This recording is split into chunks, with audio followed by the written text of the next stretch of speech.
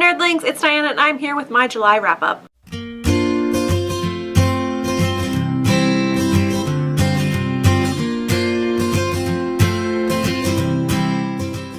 Pretty good reading month for July. I managed to get through 6 books. I was taking part in the TBR takedown readathon, so 3 of those books were from that. But I also read 3 other books, some of which I carried over from June, and I'm pretty happy about it. I read a lot of excellent books this month, like really good books, like 5-star books, you guys. It was amazing. The first book I read during the month of July was readathon's The Wrath of Dawn, and I loved this book. I loved it so much. It was unbelievable. It is a retelling of Arabian Nights, and it follows Shazi as she vows to kill the boy Caliph of Khorasan. If you don't know the story of Arabian Nights, it's about this ruler who took a new bride every night and then would kill her the very next morning. And this happened for a long time. In this book, the same thing is going on. He is killing all of his brides, and it's not a good thing. Shazi's best friend was one of his brides, and he killed her. So Shazi has decided she's going to enact revenge and volunteers to be his bride in hopes of killing him. But nothing really goes according to plan, because when she meets him, he's not quite the murderous killer that everyone says he is, or that she thought he was, and this definitely gets in the way of her vowing to kill him. The story and the characters and the prose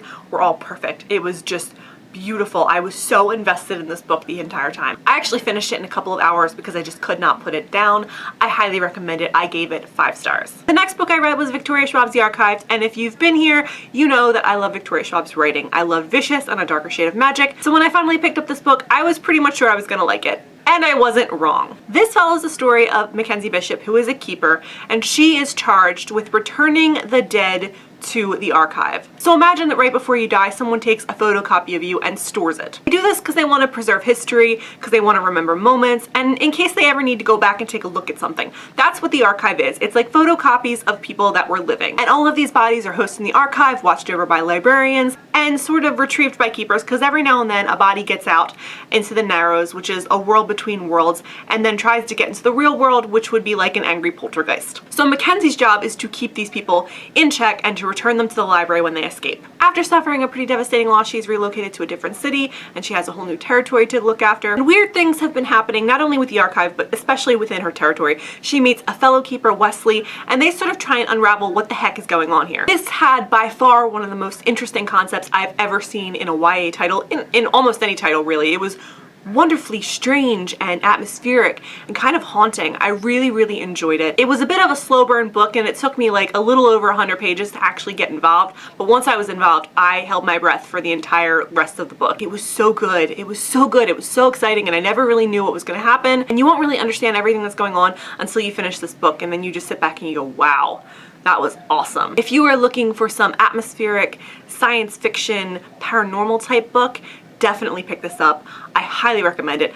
I gave this 5 stars. The next book I read during the month of July was Morgan Rhodes' Fallen Kingdoms, and all I have to say about this is finally! I have wanted to read this for such a long time, and I finally got around to it this month, and I am so pissed at myself that I didn't do it sooner. This is an epic fantasy that follows 4 different characters as a war starts. Cleo, Magnus, Lucia, and Jonas are some great characters, and I really liked the alternating viewpoints because they all came from different parts of the world, had their own kingdoms, and each sort of plays a part in the oncoming war revolution that happens. I don't want to give too much away because this is a book that I truly want everyone to experience for themselves. Everyone's probably going to have a different favorite character, a different country, different storyline, and I liked every single storyline in this. I usually get frustrated with character viewpoint shifts because I'm like, wait, go back to the character I want to know more about.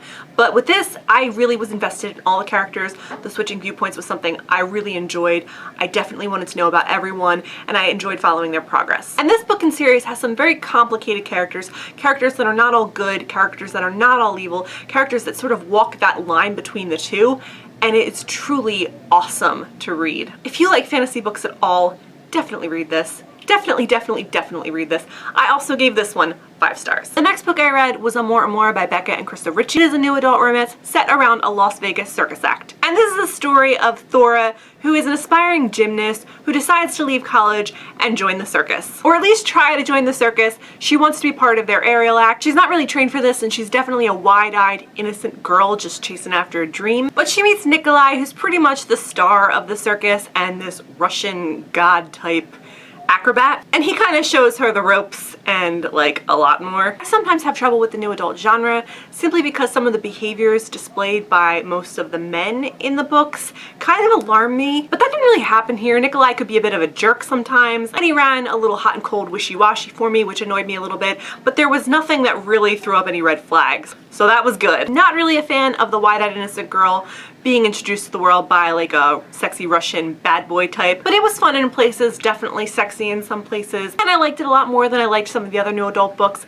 All in all, I gave this 3 to 3.5 stars. The next book I read in July was City of Bones and Mortal Instruments, and I am rereading the series in anticipation of the TV show coming out in the winter. And a weird thing happens when I read the series. The first time I read this, right after it was released, I didn't really like it that much. I think I was thrown for a loop at the big plot twist at the end that sort of everyone was thrown for a loop with. And I pretty much decided that I wasn't going to read the series, but then a few more books were released and a lot of things changed, so I reread it and I liked it more. And I think the last time I reread this, about 2 years ago, I gave it 3 stars.